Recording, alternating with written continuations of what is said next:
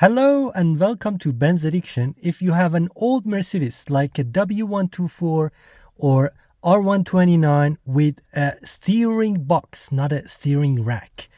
This is a 1993. If you have any Mercedes-Benz from 1980s to 2000, this video might help you to eliminate the play on your Mercedes-Benz steering wheel.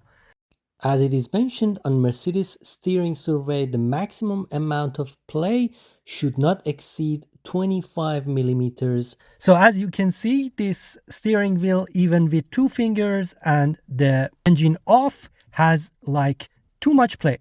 Let's first of all measure the amount of play on this steering wheel and go ahead and adjust the steering box, so we can end up with a better feeling and more precise steering.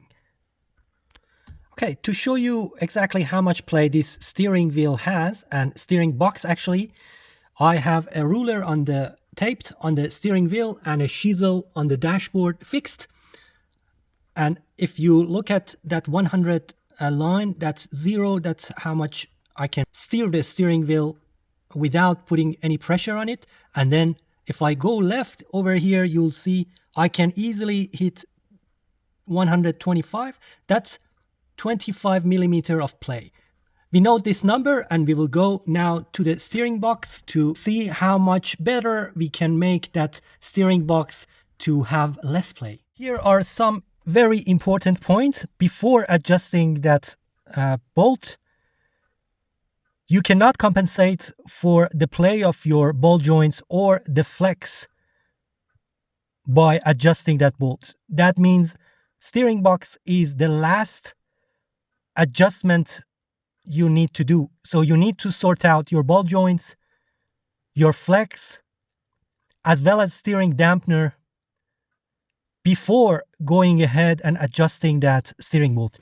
The second important point is that you need your steering wheel in the dead center, really center, and then adjust that adjusting screw. Otherwise, your steering system will lose its self-center adjustment functionality. So very important. Another important point is that you need to make sure that the front wheels are jacked up and in the air while doing the adjustment. You can prepare everything and then jack up when adjusting that bolt. Okay, W124, and this is of course a right-hand drive car. So if you're living in USA and most of the places in the world, you will have your steering box on the left-hand side, but mine is on the right-hand side. And as you can see, it's over there. So if you follow up your brake booster and go down, you will see that steering box over there with a little cover, heat shield covered on it, because the exhaust manifold is on this side. So let's take off some of these plastics from here to have a better access to the steering box, because we need to open up a bolt. Okay, what I need over here is to take off this clamp to loosen it, and then I'll need to take off this sensor over here. It's a temperature sensor probably, and then take off this MAF sensor connector over here as well, and then I'll need to take off the MAF sensor itself as well. I can push this, slide this to the left, and then easily this is removed. Okay, now that I have better access to this part over here, you can see the steering box over here with one 10 millimeter bolt on top of it. That's a heat shield. Let's remove that 10 millimeter and then see what we have underneath. Okay, after that there is another 10 millimeter bolt to be removed from the side of the steering box, and you can see it over here.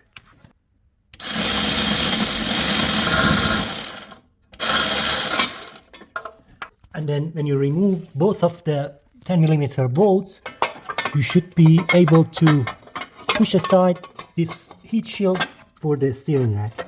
Okay, I'm removing the exhaust heat shield to show you better and to be able to film, but you don't even have to remove this shield from here. So it's only 4 bolts to remove. I've already taken 2 of them. I will be able to move. Okay, I moved it out of the way and just put it on top of the engine.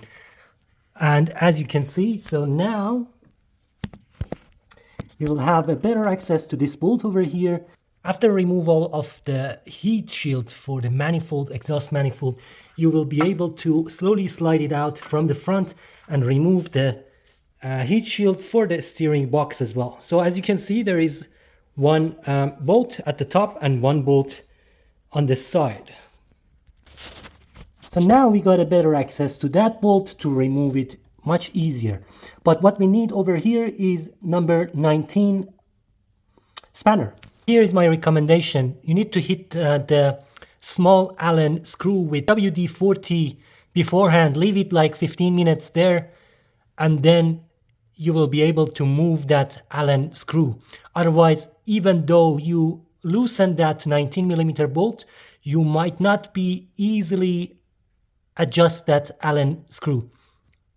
After rotating the 19mm half a turn and you loosen that 19mm bolt, so you need the number 19 spanner in place. And as you can see, I've got the number 6mm Allen key as well.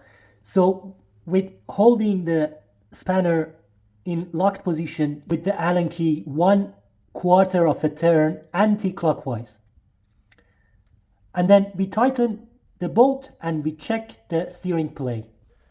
Okay, so as I said, the 19mm spanner locked in place, we go anti-clockwise. I can now lock the main bolt again. Okay, the main bolt is locked, and then I can go ahead and check the steering wheel. We were from 25mm, now we are back to is about 17mm.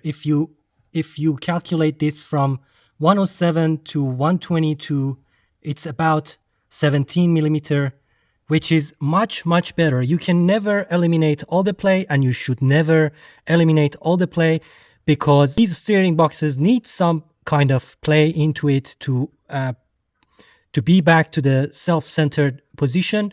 So this is, I think, a great improvement over the 25mm play, maximum play. Do not over adjust, and make sure you note whatever turn you turn it anti-clockwise. And whenever you were happy with the play, tighten back the 19mm bolt and put everything back. Also, one thing to mention is that hit that bolt and the Allen with DW40 before adjusting, because that screw and bolt might be a bit rusty because it's very close to the exhaust manifold. Okay guys, that's all I could mention for this video. Make sure you do not hamper braking or steering of your car if you do not feel confident. This is super important as a safety caution. I hope you enjoyed this video, and I hope you enjoy your Mercedes-Benz with new handling and less steering play, hopefully. Thanks for watching, liking, subscribing. Have a great day. Bye.